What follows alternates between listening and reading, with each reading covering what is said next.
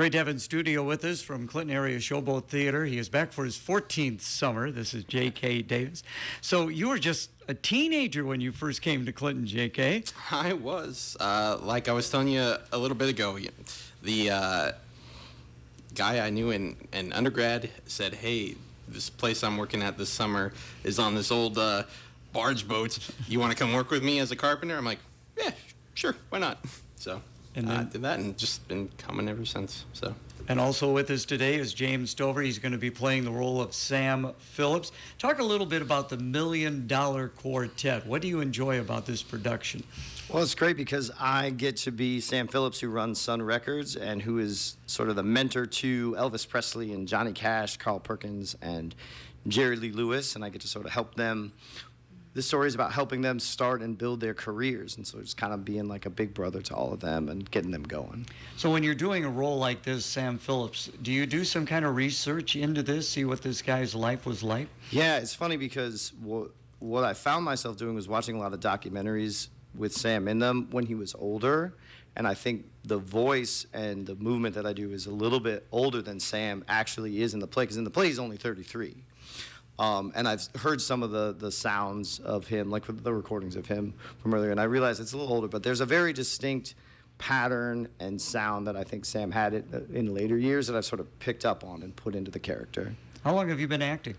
A little over 20 years. Yeah, I started professionally, a little over 20 years ago, yeah. So you are an equity actor. I'm an equity actor, yeah. Talk about that. That's just, there's a union of professional stage actors and stage managers, and it's just something that at some point you join so that you can have certain benefits, and it's a beautiful thing. Sometimes it's hard because, theaters can only hire so many equity actors at times, and so if you have your equity card, you can't go work at a theater unless they're hiring you as an equity actor. But it also just kind of benefits you to, there's certain rules that people follow. And I mean, this theater is great. There's never any questions. There was a theater once in my career that was a little scary. It was a little scary. So, that's why you have a union to say, hey, you can't make this person do that. That's not okay.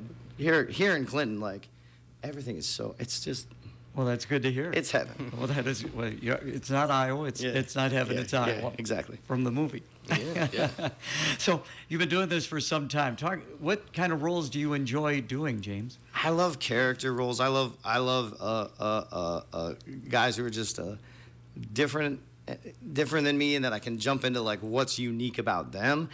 And I love stories that's like a group of guys having an experience together. I've had so many wonderful experiences in my career, which is it's a bunch of guys having an experience together. Whether it's a World War II play, or I did a play about a fraternity in the 60s, or this play where it's me and a bunch of younger guys, just exploring what the history of these people were. It's so cool.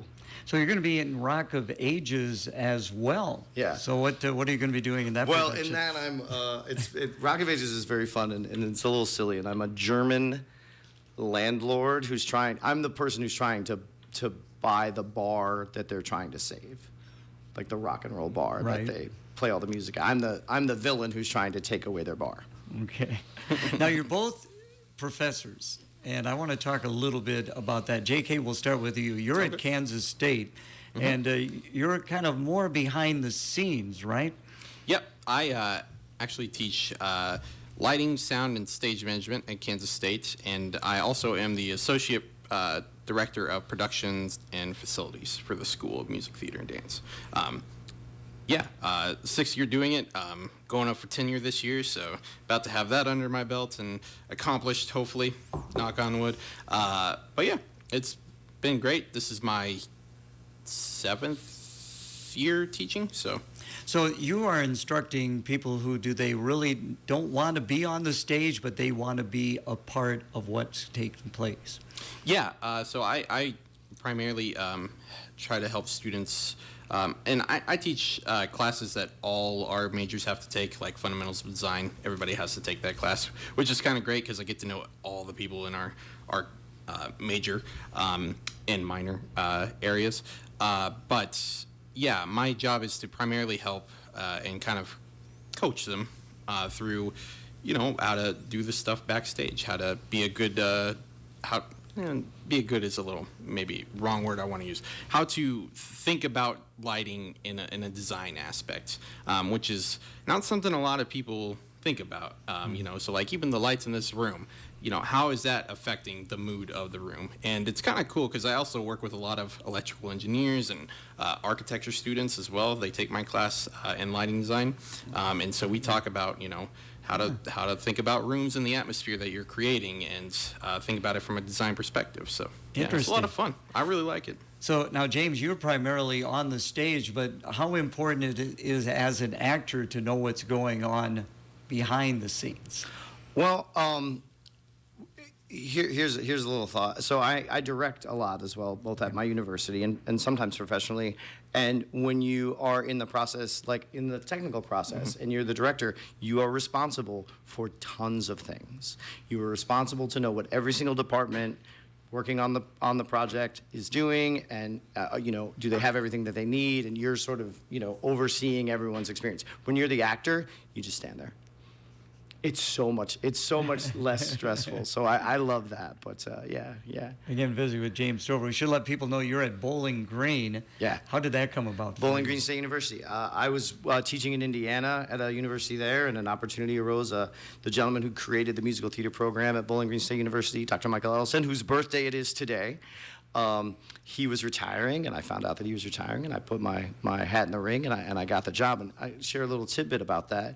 So I just directed the musical Heathers at BGSU, and the young woman who played Veronica, Maria Falou, is making her professional debut at the Clinton Area Showboat Theater, starring in Rock of Ages. So I will get to be on stage with my student as she makes her professional debut for Rock of Ages, which is just a really cool experience. I would think so. That is going to be great. What a great experience for you two to share something like that. Yeah. So the time that you spent in the classroom, have you seen particular people that you thought, man, this guy's going to be a star someday?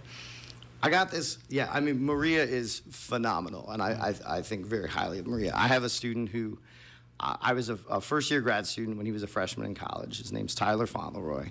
And I took him aside. We were working on a production of One Flew Over the Cuckoo's Nest. And I took him aside and had this conversation about his work ethic, because his work ethic was so good, and he was so driven. And I said, if you keep that mentality through all of your time here in university, you're going to be unstoppable. And come his junior year, I was a faculty member, and he was called back for a lead role in the show I was directing. And I said, hey, Tyler, you remember that conversation we had when you were a freshman?